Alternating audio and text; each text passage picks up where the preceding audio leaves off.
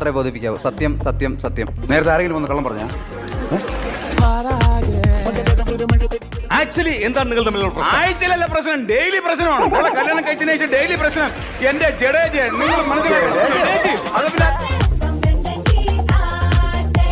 മനസ്സിലാവും. നിർത്തിക്കോ. നിനക്കൊരു കാര്യം അറിയോ?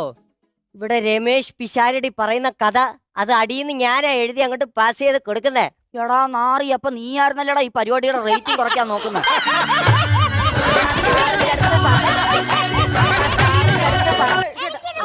ചുമന്ന ബ്ലൗസ് പീസ് ഒന്ന് എടുത്തേ.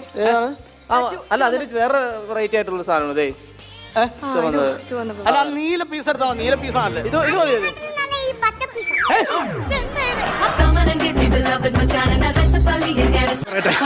ഞാൻ അങ്ങോട്ട് എന്റെ മണ്ട വിളക്കായിട്ട് മണ്ണ് മാറിട്ട് പ്രായിട്ടോ അത്തരത്തിലൊരു പെണ്ണാണ് ഞാൻ. എന്തുവാ തണുപ്പിച്ചതാ.